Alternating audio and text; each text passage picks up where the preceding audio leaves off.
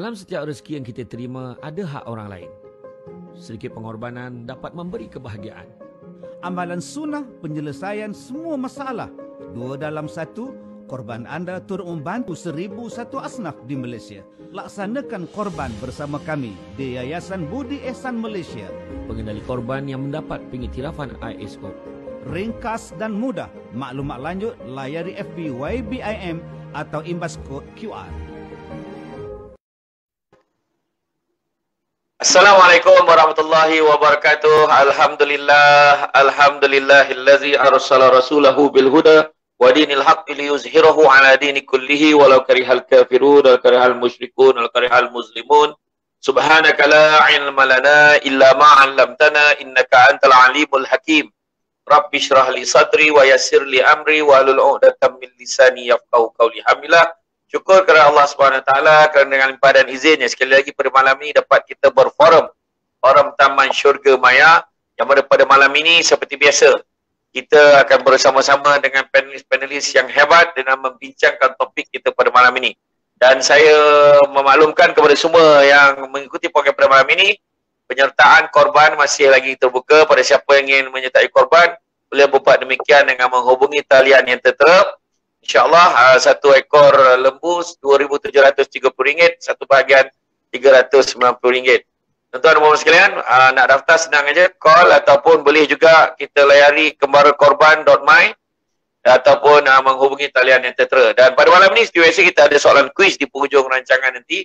Ada soalan kuis yang mana pemenangnya akan mendapat susu Situ Joy yang berharga RM120 satu kotak. Tapi malam ni dapat percuma sekiranya anda dapat menjawab dengan tepat dan betul.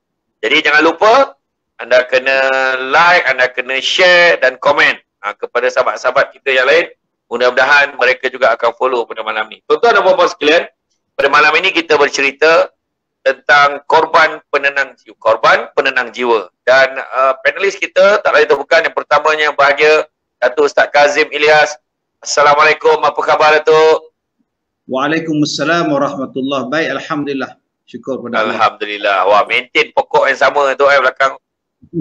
Pokok ni tak tahu dah. Tak ada goyang, tak ada apa. Elok belakang tu. Elok aja dia pun lockdown je.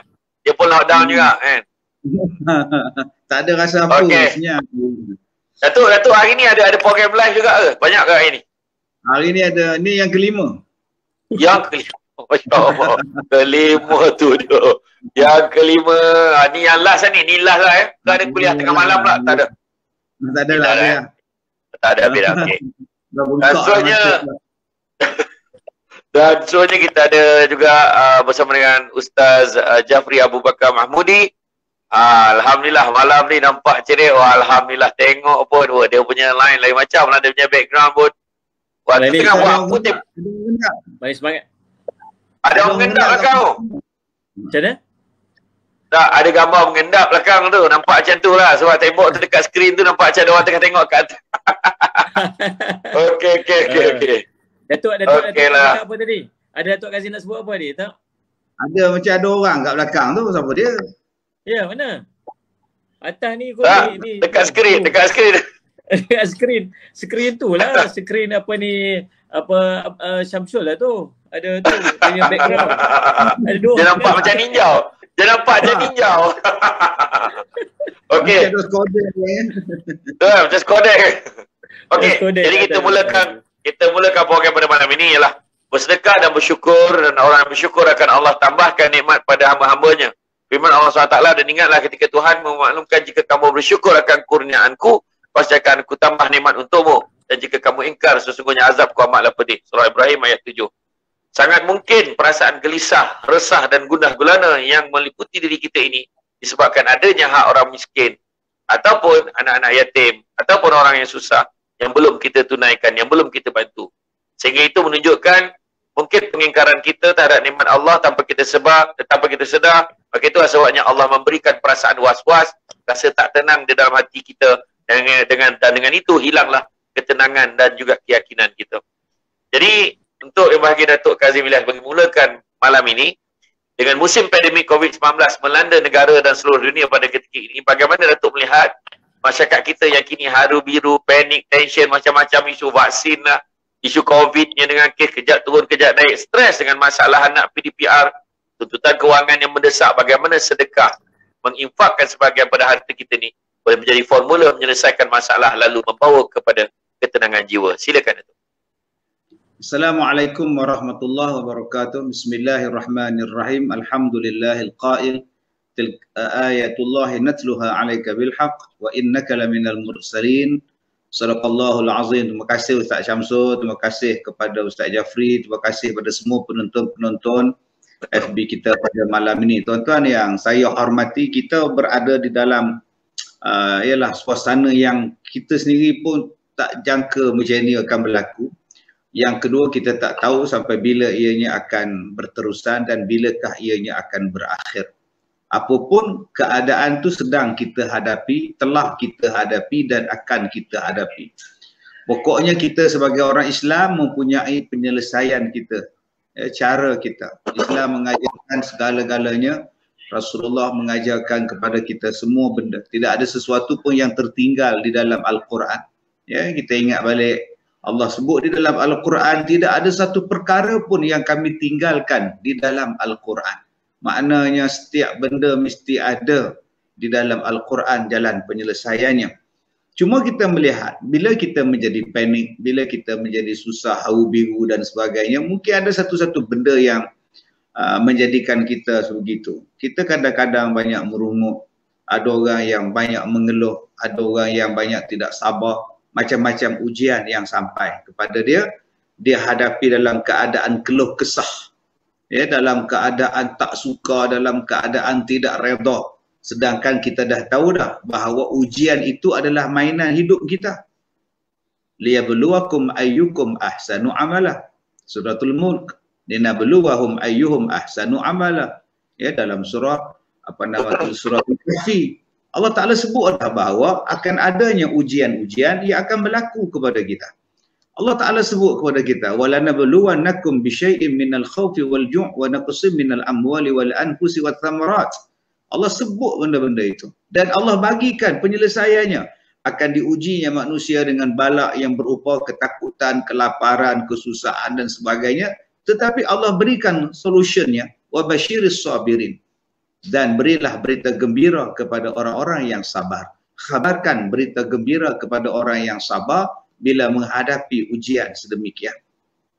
Kemudian Allah Ta'ala sebut kepada kita bahawa ujian, bahawa kesusahan, masalah yang sampai kepada kita itu adalah satu perkara yang nak melihat setakat mana keimanan kita. Am hasibtum an tadkhulul jannah walamma ya'tikum mathalul ladzina khalu min qablikum massathumul ba'sa wad-dharra. Allah Ta'ala kata, apakah kamu menyangka bahawa kamu dah boleh masuk syurga sedangkan kamu belum lagi diuji dengan kesusahan, dengan kepayahan, kelaparan dan sebagainya. Menunjukkan bahawa ujian-ujian itu pasti akan datang kepada kita.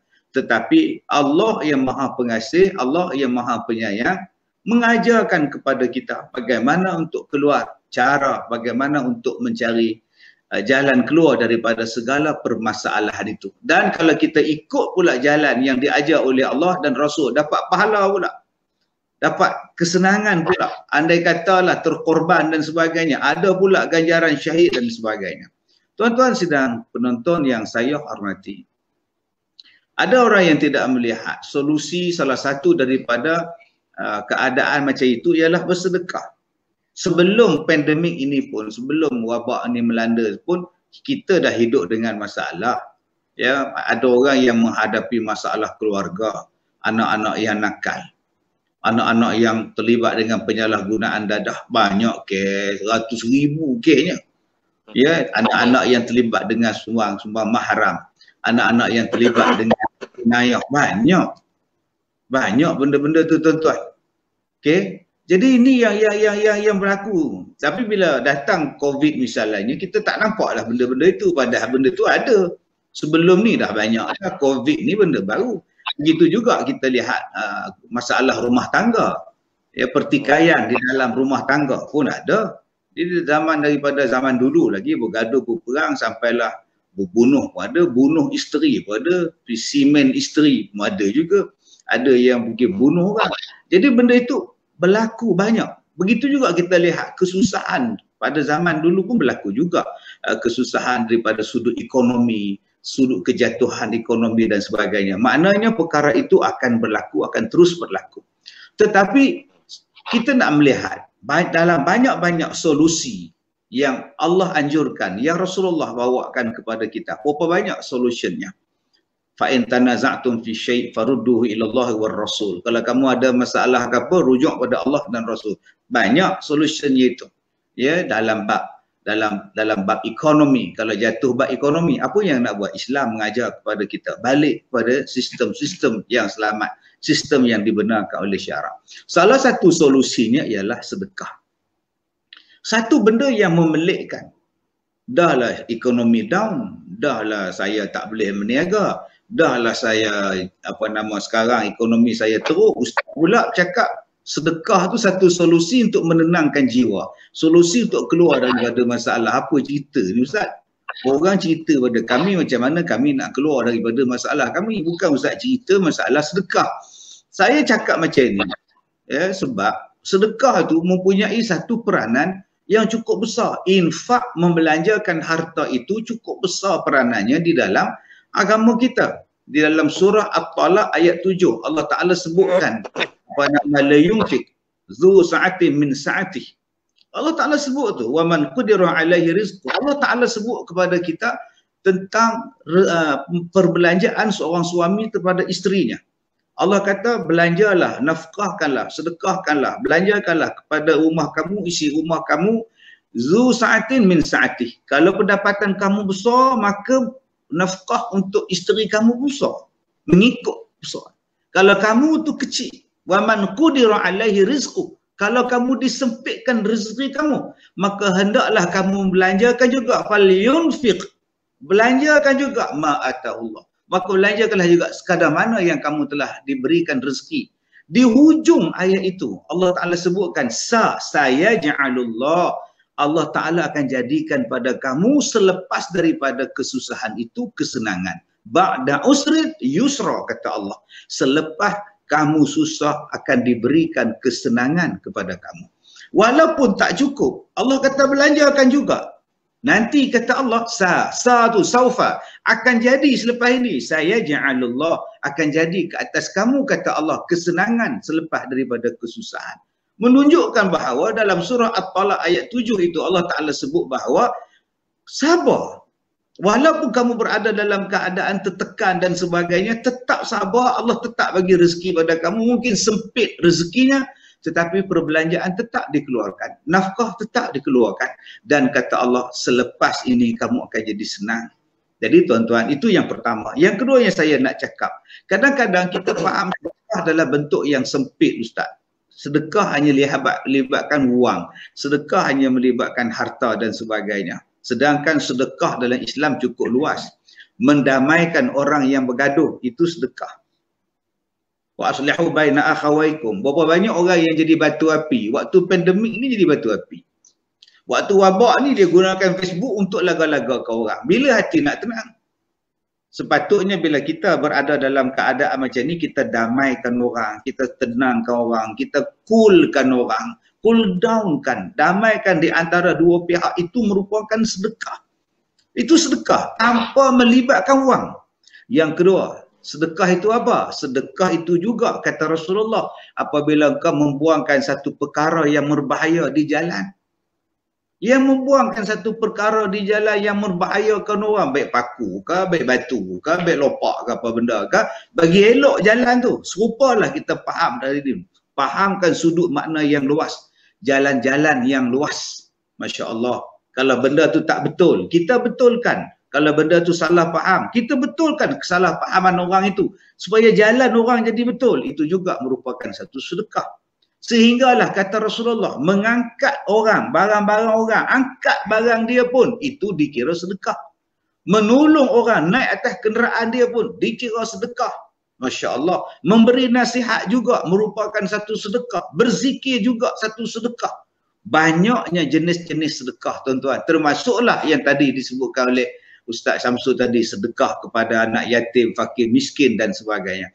Jadi tuan-tuan yang saya hormati, dalam keadaan kita berhadapan dengan pandemik ini, mari kita tenangkan hati keluarga kita. Mungkin kita bersedekah dengan zikir, mungkin kita bersedekah dengan menasihati, mungkin kita bersedekah dengan senyuman, mungkin kita bersedekah mendamaikan orang, mungkin kita bersedekah dengan wang, menyejukkan hati orang dengan sedekah. Sebab ada orang yang disebut oleh Allah, allazina yunfiquna fis sarra wad dharra.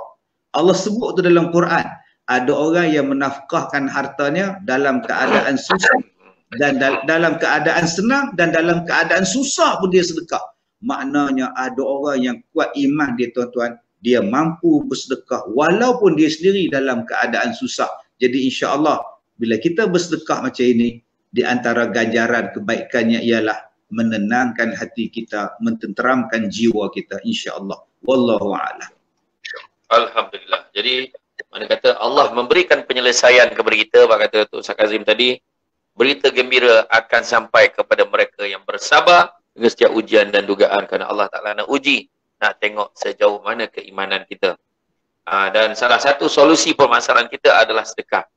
Masalah-masalah yang ada ini bukannya masalah baru, masalah yang dah lama. Kan? Macam penderaan, dulu dah ada dah. Kan? Masalah bergaduh suami isteri, dulu lagi dah ada dah. Kan? Jadi cuba tinggal lagi orangnya tu yang tak berubah-ubah lagi sebenarnya. Kan? Kita ni yang masih lagi kita takut yang lama, mungkin kita kena buat perubahan demi perubahan. Dan bab sedekah, macam yang telah pun dinyatakan tadi, sedekah ni tidak hanya dalam bentuk kewangan saja, tetapi juga mendamaikan orang yang bergaduh, membuang perkara yang berbahaya, tolong angkat barang, benda yang tak betul kita betulkan, nasihat pun, dan tolong mengalihkan batu kayu dan juga halangan di jalan pun juga adalah merupakan satu bentuk sedekah. Baiklah. Kita beralih kepada Ustaz Jafri dan kita tengok bagaimanakah Allah telah membuat satu perumpamaan dalam surah An-Nahl kata, dan Allah telah membuat satu perumpamaan dengan sebuah negeri yang dahulunya aman lagi tenteram. Rezekinya melimpah ruah dari segenap tempat, tetapi penduduknya mengingkari nikmat-nikmat Allah. Kerana itu Allah merasakan kepada mereka pakaian kelaparan dan ketakutan disebabkan apa yang selalu mereka perbuat. Sedekah merupakan salah satu cara kita mengamalkan perintah Allah. Dalam Quran, ketahuilah bahawa setiap amal kebaikan boleh dimasukkan dalam kategori sedekah. Maka tak hanya memberi orang lain kebaikan dalam bentuk kewangan, seulas senyum juga boleh dimasukkan juga dalam kategori sedekah. Memberi nasihat juga sedekah. Mencegah diri kita sendiri berbuat zalim dan maksiat. Menuruti syahwat itu, makna maksiat menurut syahwat ni juga kalau kita nasihatkan orang merupakan sedekah. Jelas bahawa sedekah merupakan cara kita mengaplikasikan perintah Allah Subhanahu Wa Taala di dalam Al-Quran, dan bagi melaksanakannya akan merasa tenang kulit dan hatinya. Allah telah menurunkan perkataan yang paling baik, iaitu Al-Quran yang serupa lagi berulang-ulang, gemetar kerana kulit orang-orang yang takut kepada Tuhannya, kemudian menjadi tenang kulit dan hati mereka di waktu menghayati Allah. Itulah petunjuk Allah. Dengan kitab itu dia menunjuki siapa yang dikehendakinya. Surah Az-Zumar ayat yang ke-23. Jadi soalannya Ustaz, berdasarkan penyataan bahawa sedekah itu merupakan salah satu daripada cara kaedah mengikuti perintah Allah, dan demikian itu yang membawa ketenangan ke dalam jiwa seorang mukmin. Boleh Ustaz Jafri ulaskan? Silakan. Bismillahirrahmanirrahim. Assalamualaikum warahmatullahi wabarakatuh. Alhamdulillahirabbil alamin wal aqibatu lil muttaqin wa bihi nasta'in ala umuri dunya waddin. Asyhadu an la ilaha illallah wa asyhadu anna sayyidana Muhammadan abduhu wa rasuluh. Allahumma salli wa sallim ala habibil karim sayyidina Mustafa sallallahu alaihi wasallam wa ala alihi wa ashabihi wa man tabi'ahum bi ihsanin ila yaumiddin, amma ba'du. Yang saya hormati Ustaz Syamsul selaku moderator. Yang saya hormati Tuan Guru saya, Ustaz Datuk Kazim. Kalau Abang Syamsul nak tahu, dulu saya mengaji dengan Tok Kazim. Antaranya di Masjid Matan Janggoy, kami mengaji kitab Bahrul Mazi. Bab yang paling saya ingat sekali bab poligami waktu tu. Tapi saya ambil ilmu tu, saya implementkan. Tapi Ustaz Kazim dia tak implement lagi. Tak dengar. Tak dengar. Lain tak clear. Dia ambil manfaat ilmu tu sungguh-sungguh lah tu. Alhamdulillah, saudara Muhammad. Dan banyak ilmu yang saya ambil, utama bila saya nak buka madrasah dulu, banyak yang saya rujuk dan beberapa kali Datuk Kazim hadir ke madrasah bantu untuk kempen, kutipan wakaf dan sebagainya. Alhamdulillah, saudara Muhammad, dan terima kasih banyak-banyak Datuk Kazim, saudara Muhammad, banyak memberi dorongan, sokongan dan banyak panduan ilmu yang kami mengambil manfaat lah, insyaAllah.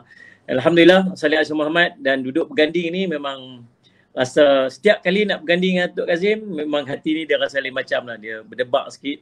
Ala kulli hal, insyaAllah mudah-mudahan saudara Muhammad Allah memberikan panduan, membuka ilmu untuk kita berkongsi sedikit. Memang bila kita ikut panduan Al-Quran, panduan Allah, hati kita akan jadi tenang. Allah sebut dalam Quran surah Ar-Ra'd ayat 28, alladzina amanu wa tatma'inna qulubuhum bi dzikrillah. Alladzi bi dzikrillah tatma'innul qulub. Orang-orang beriman dan tenang tenteram hati mereka dengan zikrullah. Ketahuilah, dengan zikrullah itu maka tenang tenteramlah hati manusia. Zikrullah ni apa? Ingat Allah. Ingat Allah. Setiap perbuatan yang kita buat yang membawa kita kepada ingat kepada Allah disebut sebagai zikrullah. Dan di antara perkara yang disebut sebagai perkara-perkara yang membawa kepada ingat Allah ialah kita mentaati segala perintah yang Allah berikan kepada kita dan meninggalkan segala larangan-larangan yang Allah larang kepada kita. Nak dapat hati tenang ni, nak bagi hati ni, jiwa ni jadi tenang ni, ada berapa penyakit yang kita kena jauhkan diri kita daripada dia. Yang pertama, saya cuba nak senaraikan, minta sahabat-sahabat mungkin yang duk mengikuti kuliah kita secara langsung pada malam ni, saya Ahmad tu mungkin boleh buat catatan. Kita nak elakkan diri kita daripada ada beberapa penyakit ni yang bawa hati kita tak tenteram. Kita ni nak dapat hati tenang ni bukan boleh beli dengan duit. Kaya lagu mana pun belum tentu boleh beli ketenangan. Salih alaihi wasallam. Duit banyak macam mana pun tak tentu boleh beli ketenangan. Benda paling mahal dalam hidup ialah tenang. Allah akan bagi ketenangan tu dalam hati kita ni. Dan kita kena buang penyakit yang boleh bawa kepada hilangnya tenang dalam hati. Yang pertama, penyakit ni nama pemarah. Kalau kita duk kerja marah orang, salih ala Sayyidina Muhammad, hati kita tak akan tenang. Salih ala Sayyidina Muhammad. Bila seorang sahabat pergi jumpa dengan Nabi SAW, dia kata, Ya Ausini ya Rasulullah, nasihatkan kepada aku Rasulullah. Nabi SAW kata, apa la taghdab, jangan kamu marah. Para dada mirara, aku tanya lagi dekat Nabi SAW, tak puas hati, pendek sangat jawapan Nabi SAW, tak puas berasa. Nabi kata, apa la taghdab, jangan kamu marah. Sebab marah ni, sifat pemarah ni akan membawa kepada tidak tenang hati. Salih ala Muhammad. Jiwa kita takkan jadi tenang. Kita bila bermuamalah dengan orang, kita duduk depan orang, kita duduk dengan orang, kita sama ada orang itu akan bawa hati kita, kehidupan kita jadi tenang, ataupun kita akan menyebabkan orang jadi tenang. Kalau kita duduk di depan orang tenang dengan kita, automatik kita pun akan jadi tenang. Kalau orang duduk dengan kita, salih ala Muhammad, kita tenang dengan orang tu, maka kita pun akan, maka hubungan kita sama-sama manusia ni akan membawa ketenangan. Dan kalau kita punya satu sifat yang sifat dipanggil sebagai panah baran ataupun marah, hidup kita tak akan jadi tenang. Orang tak suka dekat kita, orang benci dekat kita, orang bila jumpa kita, orang akan mengelak daripada kita, orang tak teringin nak tolong kita. Anak-anak kita duduk dengan kita pun tak suka nak duduk berlama-lama dengan kita dengan sifat kita pemarah. Macam mana hidup kita nak jadi tenang?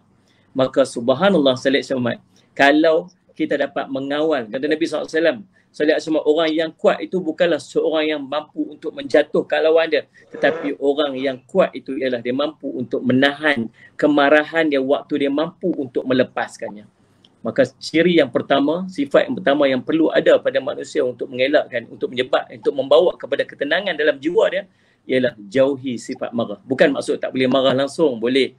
Tapi marah tu biar bertempat. Nabi SAW mai dekat kita, ajak kat kita satu yang disebut sebagai anger management.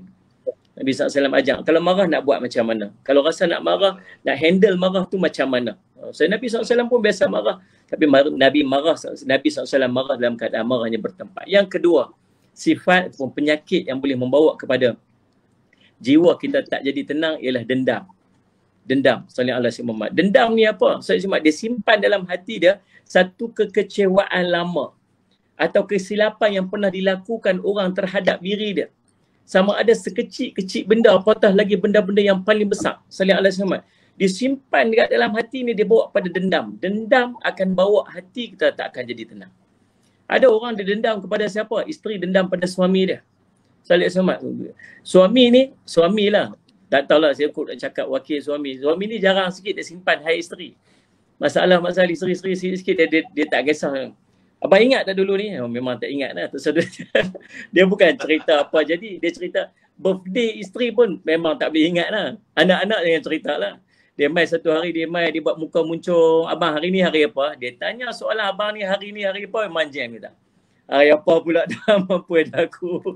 Kan saya kata, aduh, kita jawab apa hari Rabu ya. Hari Rabu. Itulah abang. Allah Rabbi subhanahu wa ta'ala. Memang orang lelaki-lelaki. Lepas tu Datuk dia berkata apa? Orang perempuan birthday dia punya hari wanita 8 Mac kalau tak salah saya. 8 Mei.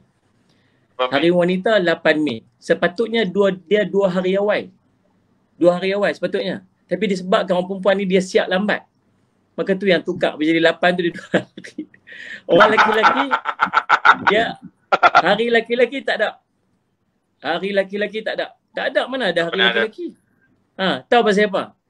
Tarikh birthday dia sendiri mana tak ingat. Benar. Abang tahu tak hari ni birthday lah, kita punya birthday sendiri pun tak ingat. Subhanallah. Jadi Salih Ahmad tu jangan duk simpan. Kadang-kadang orang perempuan ni dia ada satu benda dia ingat. Abang ingat tak pada 27 April tahun 1989 kita duduk kat tempat ni, depan ni lah, yang tu lah abang buat. Abang ingat tak? Mana kita nak ingat, kita tak ingat. Tapi dia ingat. Kalau dia ingat sesuatu yang baik, Alhamdulillah. Tapi masalah kita ialah kita suka mengingat sesuatu kesilapan dan kesalahan yang dilakukan oleh orang lain yang disimpan dalam hati yang nama dia dendam. Dendam ni bila kita simpan, apa yang akan jadi? Dia akan accumulate, dia akan bertambah. Kita bila ada satu kesalahan, manusia memang tak akan ada manusia yang tak melakukan kesalahan dan kesilapan. Setiap orang buat salah. Kullu bani Adam khata'. Setiap anak Adam mesti buat salah. Bila kita ada satu sifat, kita sifat memaafkan. Ada orang buat salah kita, dia maafkan. Dia belajar untuk maaf. Maaf.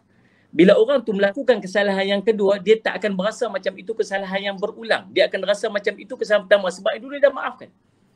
Tapi kalau dia simpan dalam hati dia, dia akan berasa orang ni, oh dia buat lagi. Oh lepas ni dia buat lagi. Oh lepas ni dia buat lagi. Lepas ni dia buat lagi. Akhirnya apa akan jadi? Hati dia akan memberontak, akhirnya dia akan meletup dan sebagainya. Saya semat dia tak akan jadi kebaikan. Sebab tu sifat Allah ajak dekat kita ni, Allah akan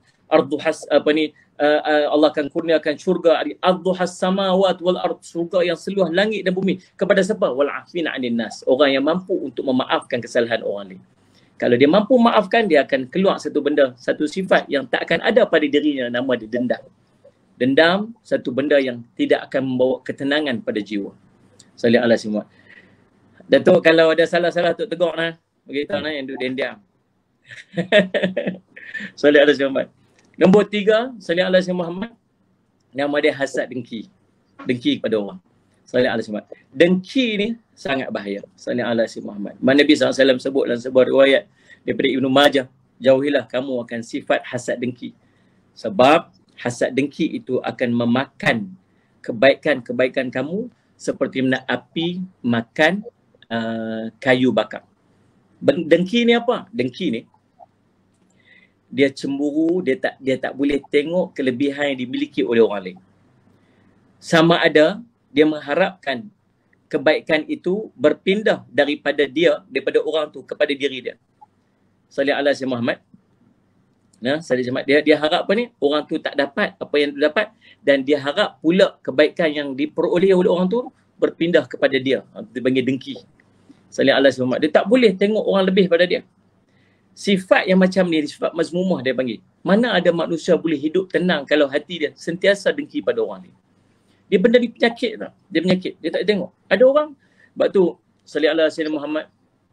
Allahumma salli ala Muhammad. Satu benda yang bawa pada tenang. Sungguh punya tenang bila kata Allahumma salli ala Muhammad, kata ulama, tanda taubatnya diterima oleh Allah. Salih ala Muhammad. Saya tak ingat ulama. Kalau tak salah saya, Abu Laith As-Samarqandi, kalau tak salah saya. Dia sebut empat tanda bila Allah terima taubat dia. Dia minta ampun pada Allah, Allah terima taubat dia. Yang pertama dia dah tak cakap benda buruk lagi. Nombor 2, dia hilang sifat dengki kat orang. Kalau dulu waktu dia duduk tenggelam dalam dosa, dia tak boleh tengok orang lebih sikit. Dia tengok orang lebih, dia benci. Dia tengok orang lebih, dia geram. Dia tengok orang lebih, dia rasa orang ni buat sesuatu dapat, aku tak dapat. Dia gelisah. Tapi bila Allah ampunkan dosa dia, bila hati dia dah bersih pada dosa, dia dah tak mula, dia dah hilang dengki pada orang. Dia tu dapat nikmat, alhamdulillah, rezeki dia. Alhamdulillah, nanti bila sampai aku tu rezeki aku. Itu menunjukkan bahawa dosa dia telah diampunkan oleh Allah SWT. Hilang sifat dengki. Bila tak ada sifat dengki ni, hati dia akan jadi tenang. Yang ketiga, Allah akan kurniakan dia sahabat-sahabat yang baik. Allah akan jauhkan dia daripada orang-orang yang tak baik, Allah jauhkan. Dan yang keempat, Salih Ahmad kata ulama, bila dosa diampunkan, dia banyak beristighfar, dia banyak menambah amal, dia mulai ingat mati. Ini 4 tanda. Dan salah satunya apa dia? Dia hilang sifat dengki. Rupanya sifat dengki yang duduk dalam hati kita ni, selagi kita duduk dengki ke orang tu, rupanya kita ni masih duduk tenggelam dalam dosa. Yang berikutnya, yang keempat, yang ni lah kita bincang ni. Antara benda yang boleh menyebabkan seorang itu duduk dalam kegelisahan, jiwa dia tak tenang, Salih Alaihi Muhammad, ialah bakhil. Kedekut. Salih Alaihi Muhammad. Kedekut tak bertempat. Sayang harta dia. Salih Alaihi Muhammad. Dia tak boleh nak bagi harta dia. Allahumma salli ala Sayyidina Muhammad. Orang yang mampu untuk bagi sesuatu ni, subhanallah, salli ala Sayyidina Muhammad, mempunyai jiwa yang besar. Sebab tu saya pernah sebut dalam pertemuan kita lepas, kita sebut Nabi SAW sebut sadaqatun burhan. Sedekah itu dalil. Satu hari Umar bin Ubaidillah, salli ala Sayyidina Muhammad, salli ala Muhammad, dia melintas di satu kawasan kebun dan dia tengok ada seorang hamba duk makan roti. Seorang hamba kulit hitam duk makan roti. Dan subhanallah, waktu dia tengah duk makan roti tu, ada anjing mai duduk depan dia. Dan setiap kali dia suap roti tu, dia akan koyak roti tu, dia bagi 2. Dia makan, dia bagi anjing tu makan. Dia makan, dia bagi anjing tu makan. Dia makan, dia bagi tu anjing makan. Bila dia tengok macam tu, dia pergi jumpa orang tu. Dia kata dekat, kamu ni Allahumma salli ala Muhammad, ni anjing kamu kan ni? Kamu duk bagi dia makan ni? Dia kata, tak. Bukan kambing, bukan anjing saya. Lepas tu kamu duk bagi makan? Salli ala Muhammad, kamu kongsi makanan, bukannya macam bagi lebihan makanan. Tak, dia kongsi makanan dia dengan anjing tu. Maksud dia, apa yang dia makan, dia bagi 2, dia bagi kat orang, dia bagi kat anjing tu. Lalu Salih Ahmad dia kata aku malu apabila apabila makhluk Allah melihat aku makan tapi aku tak bagi makanan dekat dia. Aku malu, dia kata. Subhanallah. Maka Umar bin Ubaidillah pun kata dekat dia, kamu ni hamba ke orang merdeka? Dia kata, aku hamba yang duduk kerja kat tempat ni. Tuan aku ada kat dia. Dia pun pergi jumpa Umar bin Ubaidillah, pergi jumpa dengan tuan dia dan beritahu dekat dia, salli ala Sayyidina Muhammad. Dia kata, Allahumma salli ala Sayyidina Muhammad. Aku bebas, aku minta untuk beli hamba tersebut. Dan dia beli hamba tersebut. Dan bukan setakat dia beli hamba tersebut, dia beli kebun tersebut daripada tuan. Dengan hamba tu, dengan kebun sekali dia beli. Kemudian, bila jumpa balik dengan hamba ni, dia kata, aku bebaskan kamu hari ni, aku dah beli tak, aku bebaskan kamu, dan kebun ini aku bagi pada kamu. Kesolehan kamu ni. Dia subhanallah, dia hanya bagi makan anjing. Apa yang Allah bagi kat dia? Allah bagi dekat dia kebebasan sebagai daripada seorang hamba, dan Allah bagi dekat dia kebun yang luas tu. Allah bagi nikmat. Hasil daripada apa? Sedekah dia. Kemudian subhanallah, dia dikata apa? Alhamdulillahirabbil alamin. Alhamdulillah, segala puji bagi Allah yang telah memberikan aku nikmat ni. Dan wahai saudaraku, ketahuilah, hari ini aku sedekahkan dan aku wakafkan kebun ini kepada fakir miskin. Ni dia ni yang dapat kebun ni. Lalu dia kata, sallallahu alaihi Muhammad kata kepada Umar bin Ubaidillah, kata dekat dia, bukankah kamu ni miskin dan kamu tak punya apa-apa ni, aku bagi ni kat kamu ni. Dia kata, aku malu pada Allah bila Allah bagi aku nikmat tapi aku pula kedekut kepadanya. Subhanallah. Siapa yang mampu buat macam ni? Orang yang mampu buat macam ni bila seorang itu hati dia bersih. Hati bersih. Orang yang hati bersih daripada dosa, orang yang jauh daripada meninggalkan larangan Allah, orang yang melakukan segala perintah Allah, dia jiwa dia tenang, dia mampu untuk melaksanakan apa yang Allah perintah dan yakin sungguh dengan janji Allah SWT. Siapa orang yang paling yakin sekali dengan janji Allah? Orang yang paling yakin dengan janji Allah ialah Nabi SAW. Sebab tu bila Nabi SAW, Allah bagikan sesuatu, bila dia dapat apa-apa hadiah daripada orang yang main, salli ala Sayyidina Muhammad, dia pernah Nabi SAW pernah dapat satu kumpulan kambing dihadiahkan kepada Nabi SAW. Kambing yang memenuhi di antara dua bukit. Satu kawasan bukit tu. Kambing dihadiahkan dekat Nabi SAW. Nabi SAW duduk termenung tengok kambing-kambing tu. Ada seorang Arab Badui mai. Tumpang tengok. Nabi duduk tengok apa ni. Dia tahu sedang tengok tu kambing banyak-banyak tu. Senyum orang tu. Dia kata, kambing siapa tu Rasulullah? Tu kambing tu dia hadiahkan kepada saya. Oh, orang apa tu? Orang Badui tu kata apa? Seronoknya Rasulullah ni, kambing banyak macam tu. Adakah itu menggembirakan kamu wahai saudaraku? Kata Nabi SAW. Adakah ni menggembirakan kamu? Dia kata, ya Rasulullah, dia menggembirakan saya. Ambillah untuk kamu. Seluruh Nabi SAW dapat, Nabi SAW bagi semua. Bagi semua. Pasal apa Nabi SAW bagi? Bersihnya hati Nabi SAW. Sebab tu nak jiwa tenang, sedekah. Sedekah, insya-Allah jiwa kita akan tenang. Mudah-mudahan sikit pada kongsian ni bermanfaat. Minta maaf Tok, dah jawab cakap sikit. Okey, sudah. Wallahu a'lam. Jadi mana kata nak dapat hati yang tenang, kena buang 4 virus yang paling utama dalam hati kita. Itu elakkan pemarah, dendam, hasad, dengki dan juga kedekut. Jadi tuan-tuan dan puan-puan sekalian, yang kita akan sambung lagi selepas ini. Jangan ke mana-mana, rehat seketika. Ada lagi kita sesi bersama dengan Ustaz Kazim dan juga Ustaz Jafri. Assalamualaikum warahmatullahi wabarakatuh. Anda berhajat untuk melaksanakan ibadah kurban pada tahun ini? Mari bersama-sama dengan kami di Yayasan Budi Ehsan Malaysia yang sedia membantu anda. Bagi harga satu bahagian lembu hanya RM390, satu ekor lembu RM2,730, satu bahagian unta RM580, satu ekor unta RM4,060 dan satu ekor kambing RM580. Kepada anda yang berminat untuk menyertai korban pada tahun ini bersama dengan kami, bolehlah menghubungi talian yang tertera. InsyaAllah, anda pasti akan berpuas hati. Ya, Bu. Baiklah tuan-tuan dan puan, kita kembali semula dalam forum kita pada malam ini, Sembang Santai, yang mana kita bincangkan tentang korban penenang jiwa. Berbahagi kebaikan dengan orang lain melalui bersedekah boleh mempertingkatkan hormon endorfin yang dikeluarkan oleh tubuh yang boleh memberikan energi positif. Maksud endorfin ni adalah zat kimia seperti morfin yang dapat dihasilkan secara semula jadi oleh tubuh dan memiliki peranan dalam membantu mengurangkan rasa sakit lalu membawa kepada perasaan positif. Itu fungsi dia. Penelitian mengemukakan bahawa orang yang membantu orang lain dapat terlindung dari kesan negatif stres. Hal ini berdasarkan sebuah kajian yang diterbitkan oleh American Journal of Public Health pada tahun 2013.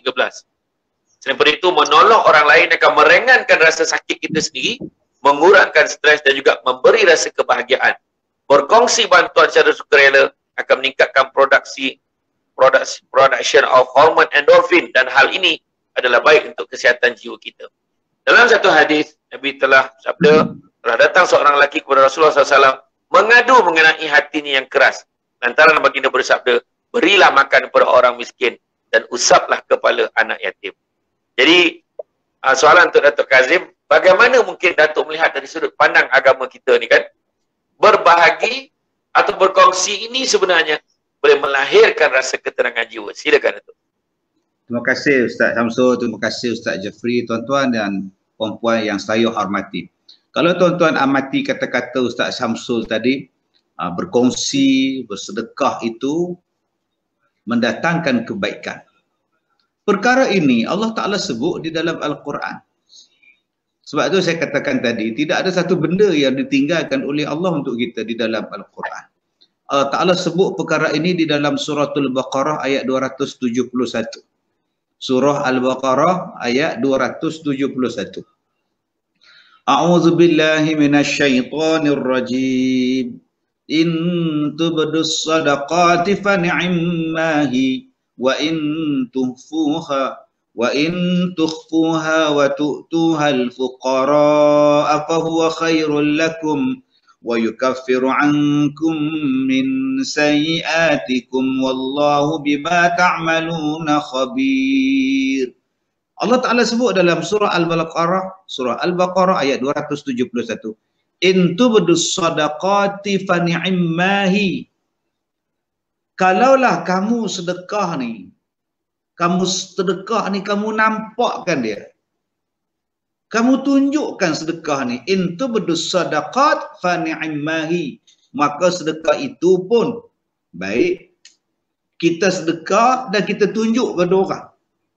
Sedekah depan-depan ni. Kata Allah, fa ni'mahi. Yang tu pun okey, ada manfaat untuk kamu. Tapi kata Allah, wa in tukhfuha wa tu'tuha al-fuqara fa huwa khairul lakum. Tetapi kalau kamu sembunyikannya dan kamu berikannya kepada orang-orang fakir, itu lebih baik kepada kamu.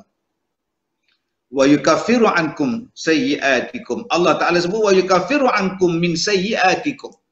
Allah Ta'ala akan menghapuskan daripada kamu akan dosa-dosa kamu. Dan Allah Ta'ala Maha mengetahui akan apa yang kamu lakukan. Di sini Allah gunakan perkataan baik untuk kamu. Malah digunakan perkataan fahuwa khairul lakum. Itu lebih baik pada kamu. Macam mana Ustaz Samsul sebutkan tadi, sedekah itu bila berkongsi rezeki, bersedekah, berkongsi rezeki itu adalah baik. Allah sebut lama dah dalam Quran. Malah yang kita tak kaji sekarang ini, apakah maksud fahuwa khairul lakum? Maka ianya lebih baik pada kamu. Bila Ustaz Samsul sebut tadi, dengan hormon itulah, bila berkongsi kebahagiaan, berkongsi rezeki, akan menaiklah kongsi hormon sana, hormon sini, macam-macam naik. Itu dia. Dah nampak dah tuan-tuan. Khairul lakum tu. Jangan hanya kita nampak ayat Al-Quran ini. Bila Allah kata ianya lebih baik pada kamu, maka kita faham lebih baik. Kajilah baik tu apa benda. Al-Quran bukan saja untuk dibaca, dia untuk ditadabur, dikajikan dia, mengkaji dia. Apa dia yang Allah kata baik itu? Macam kita sebutlah, antasumu khairul lakum. Allah kata apa? Kalau kamu puasa, itu baik pada kamu. Baik apa rupanya? Maka kita kaji apakah kebaikan puasa daripada sudut sainsnya, daripada sudut kemanusiaannya, daripada sudut jasmaninya. Kita akan dapat jawapan. Begitulah juga dengan kita bersedekah. Bila Allah kata, kalau kamu kongsi sedekah kamu, sama ada kamu kongsi secara terang-terangan, atau kamu kongsi secara sembunyi-sembunyi, maka ianya lebih baik pada kamu. Dua-dua ada kebaikan. Sedekah secara secara terang-terangan, itu bersedekah fa ni'mahi, ada kebaikan dia. Sedekah secara sembunyi-sembunyi lagi baik, kata Allah. Jadi ni tuan-tuan yang kita kena kaji. Kenapa yang kita sekarang ni rasa tak tenang hati, tak seronok, ada saja masalah dalam keluarga kita, kadang-kadang ada rezeki tapi tak berkat, kadang-kadang kita ada rezeki tak kacau. Bulan waktu-waktu pandemik ni rezeki kita on macam biasa. Orang lain rezeki dia kadang-kadang tak apa nak cukup, tapi kita ni ada saja pendapatan, tapi kenapa macam tak cukup? Cuba cek balik tengok, adakah pernah kita berkongsi rezeki kita? Yang dimaksudkan berkongsi rezeki tadi, ini dia tuan-tuan. Ada dua jenis yang Allah Ta'ala sebut. Pertama, engkau sedekah secara terang-terangan. Hari ni orang nak sedekah, kalau tak ada FB, dia tak sedekah ni. Buat live. Nak sedekah sekarang, kena buat live, mic semua sini. Okey, ready? Oh, macam-macam tuan-tuan. Itu persoalan hati dia, lantak dia lah. Ada orang kata itu tak ikhlas lah Ustaz, apa menuju itu. Persoalan hati itu bukan persoalan kita untuk kita ambil tahu. Kita nampak dia sedekah, jalan lah. Tak payahlah kita nak tunjuk, nak tengok apa ada ni betul ke tak betul. Sekurang-kurangnya dia bagi juga, engkau duk cakap banyak buat apa. Itu masalah dia. Ada tak Allah benarkan bersedekah secara berdepan? Ya, harus bersedekah secara berdepan. Dalam ayat ini Allah Ta'ala kata apa? Harus, silakan buat. Tetapi kata Allah, wa in tukhfuha, kalau kamu sorok, kalau kamu sembunyikan dia. Dan apa yang kamu sedekah tu pula, wa tu'tuhal fuqara, kamu bagi pula pada orang fakir. Fa huwa khairul lakum, maka itu lebih baik bagi mereka. Lebih baik lagi tuan-tuan, subhanallah, masya-Allah tuan-tuan yang saya hormati. Hari ini cukup mudah kita nak sedekah. Hari ini kita nak berkongsi rezeki ni cukup mudah. Tak ada siapa tahu tuan-tuan. Kita transfer pagi-pagi. Lepas sembahyang subuh, zikir, baca Yasin, baca apa semua, surah Al-Mulk apa semua, ambil dia, transfer saja. Bagi pada Yayasan Budi Ihsan misalnya, masuk derma apa semua, jalan dia. Lebih baik pada kamu. Sebab itu satu kenikmatan di antara yang kita buat ialah berkongsi sedekah. Berkongsi rezeki. Orang pakat rasa semua. Sebab tu Nabi sebut dalam hadis kan, orang yang berbahagi-bahagi hadiah. Nabi sebut tu, tahadau, bertukar-tukar hadiah, bertukar-tukar pemberian, bertukar-tukar apa dia? Kamu bagi ini, aku bagi ini. Kamu bagi ini, aku balas dengan ini. Nabi suruh buat. Kerana Nabi kata bila kamu saling bertukar-tukar hadiah, kamu saling bertukar-tukar itu, dia mengurangkan karat-karat di dalam hati. Macam yang Ustaz Jafri sebutkan tadi. Yang karat dalam hati itu apa? Pemarah. Itu karat dalam hati. Dengki, karat dalam hati. Dendam, karat dalam hati. Bakhil, karat dalam hati. Ini benda-benda penyakit hati ni tuan-tuan. Penyakit hati yang kita susah hati hari ni penyakit COVID. Tapi yang 4 ni kita tak susah hati pula. Yang 4 ni kita tak susah hati. Kita hari ni cukup susah hati. Ada orang datang rumah kita susah hati. Dah mai pula dah lagi bawa kat aku. Dia jumpa siapa. Kita jadi susah hati sekarang. Orang nak suruh tangan kat kita pun kita nak sambut tak sambut. Nak sambut tak sambut. Oi, susah hati sungguh kita hari ni. Dah. Jumpa orang. Allah dia ni pakai topeng selapis pula. Patut pakai 2 lapis. Tengok-tengok pakai 2 lapis. Patut pakai face shield pula. Oh jadi susah hati. Kita susah hati pada benda itu. Kenapa kita tak susah hati? Kita sekarang ni ada penyakit pemarah. Oh, dia ambil isteri dia, dia pukul isteri dia sampai retak tempurung kepala ni. Retak doktor buat keluar, tak boleh pakai tempurung kepala ni. Pasal apa hang jadi pemarah macam tu sekali pada hati isteri kamu? Tulang rusuk ni pecah ni. Oh, subhanallah. Ada orang yang pijak isteri dia waktu mengandung. Pijak perut. Itu penyakit hati. Penyakit hati jahat ni tuan-tuan. Apa lagi yang Ustaz Jafri sebutkan pada kita tadi? Hasad dengki. Penyakit hati tu. Oh, penyakit yang ni lebih bahaya pada COVID tuan-tuan. Orang yang hasad ni mencukur agama dia. Semayang dia habis, puasa dia habis, licin pahala habis. Bahaya sungguh. Begitu juga bila kita ni ada sifat dendam. Penyakit hati. Tidur malam tak lena, aku nak buat apa orang ni, aku nak balas dengan apa ni, aku duk fikir apa ni. Termasuklah tadi penyakit hati ialah bakhil, kedekut. Maka tuan-tuan yang saya hormati, apakah cara nak buang daki-daki hati ni? Rasulullah kata, tahadau, saling bertukar hadiah, saling memberi di antara satu sama lain. Maka penyakit-penyakit ini membuang, karat-karat hati orang akan dibuang. Jadi kita tak nampak kekuatan berkongsi sedekah ni tuan-tuan. Allah Ta'ala sebut benda ini di dalam Al-Quran. Dalam surah Al-Hadid. Allah Ta'ala sebut orang perempuan yang bersedekah, orang laki-laki yang bersedekah. Allah Ta'ala janji apa? Allah Ta'ala sebut benda ini dalam surah Al-Hadid. Innal musaddiqina wal musaddiqat wa aqradullaha qardan hasana yudha'afu lahum wa lahum ajrun karim. Allah sebut laki-laki yang bersedekah, perempuan yang bersedekah. Mereka ni sebenarnya buat apa? Kita ni, bila kita ni bersedekah pada orang lain, berkongsi rezeki pada anak yatim, pada fakir miskin, berkongsi rezeki yang kita dapat hari ni dengan orang-orang yang susah. Baru ni kita buat program dengan orang-orang yang gelandangan. Susah tuan-tuan gelandangan ni, kita kongsi. Baru ni Ustaz, saya buat program dengan Pondan yang telah kembali ke pangkal jalan. Bukan kembali ke rahmatullah, kembali ke pangkal jalan. Ramai pondan-pondan, abang-abang lembut kita ni. Tapi mereka mencari benda tu. Jangan diejek dia orang, jangan disusah. Tadi saya jumpa tanya dia orang, apa masalah kau orang? Beritahu.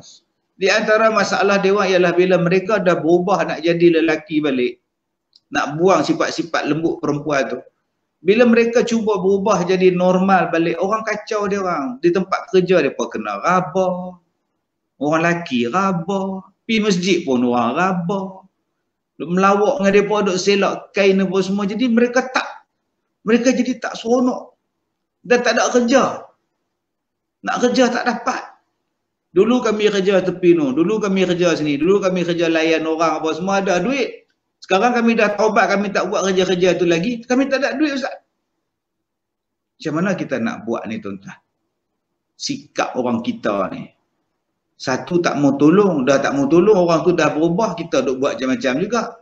Apa salahnya kita sedekah pada mereka? Sedekah nasihat, sedekahkan rumah untuk mereka, kediaman untuk mereka. bukakan peluang pekerjaan untuk mereka yang mana ada tokek-tokek ni, ada ladang sawit ke, ada ladang nenah ke, bagi mereka ni kerja.